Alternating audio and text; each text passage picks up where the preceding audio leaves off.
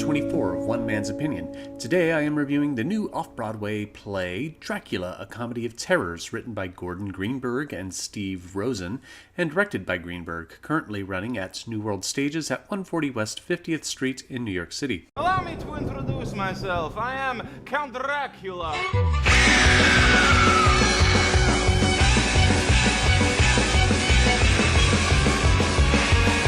So I am not afraid to talk about myself. Well, isn't that a refreshing quality in a man? Well, that wasn't terrible. Oh, gee, thanks.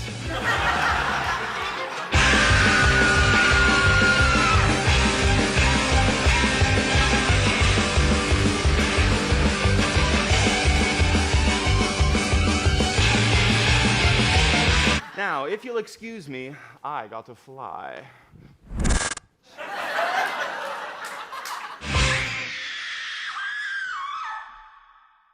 I know I mentioned at the end of my last episode that the next review is going to be the new off-Broadway play Infinite Life, but a cast member caught COVID and they canceled the performances the weekend I was supposed to be in attendance, and I'm working to reschedule it, so hopefully I'll have that for you in the next few weeks. While we're having this interlude, this is a good time to remind everyone I have a Patreon page, and I'll leave a link in the description where you can support my show. Your support goes a long way to helping me pay for travel expenses to see all these shows that I review, and I am grateful for all you do. You also get to listen to early episodes of my Yesterday's Matinee podcast, as well as the occasional restaurant featurette that I throw in there as well. Now back to our regularly scheduled review. Conceived as kind of an homage to the comedies of Mel Brooks and Monty Python, Dracula, a comedy of terrors, is a solid twist to the Dracula story.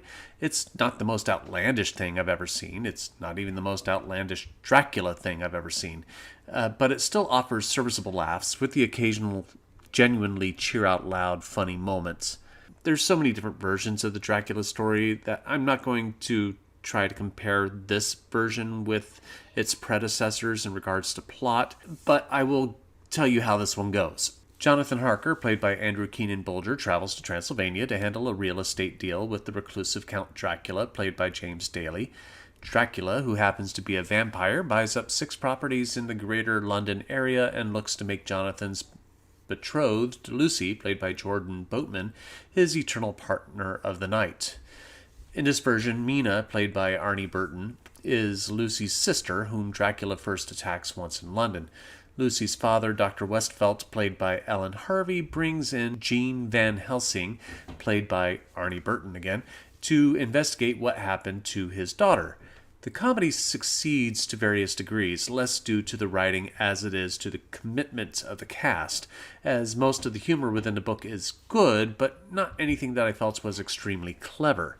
The highlight of the humor comes from Greenberg's direction and the wild personalities that the cast give to the characters. The show starts to roll once Daly shows up as Dracula in the low-waist leather pants and perfectly chiseled body as he gets rid of any erotic subtext and puts it front and center, sinking his teeth into the role with a comic sexual passion. Ellen Harvey has some of the most hysterical moments in the show. Aside from Daly, the other actors play multiple roles, and Harvey gets the best transition moments as she switches back and forth between Dr. Westfeldt and the insane Renfield, having hilarious conversations with herself on and off stage. And my favorite moment of the play, which I won't reveal exactly what happens, but involves her going off stage as one character and coming back on as another in a brilliantly seamless moment. Arnie Burton has some good moments as Mina, but I found some of the ugly older daughter because it's played by an older man joke kind of stock.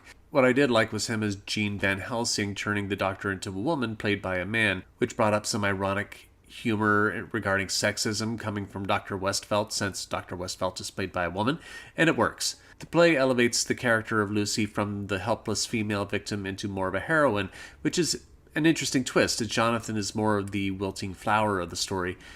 Boatman and Keenan Bolger do a good job of helping elevate this element of the story, especially with their sexual desires, pushing Lucy forward as the aggressor and Jonathan being the more prudish. It's these clever moments of staging that I found most enjoyable with Dracula, a comedy of terrors. If only their accents were a little better, especially Daly's as Dracula, which was inconsistent at best. Accents were kind of a low priority for me, though, with the play, as I wasn't particularly expecting anything too serious in that regard, but the effort could have been a bit better. Jordan Boatman's was pretty good, but everyone else could have cleaned it up just a bit more. Dracula, A Comedy of Errors, was exceptionally directed, and aside from some accent issues, delightfully cast. The best humor of the play, though, was due to the blocking, staging, and characterizations, not necessarily anything that was written in the text, aside from some of the humor between Westphalt and Van Helsing, and some of the role reversals with Lucy and Jonathan. Still, the story never elevated in a way that was beyond the standard parody fare. If you're not too exposed to the works of Mel Brooks or Monty Python, you'll probably find the dialogue funnier than I found it.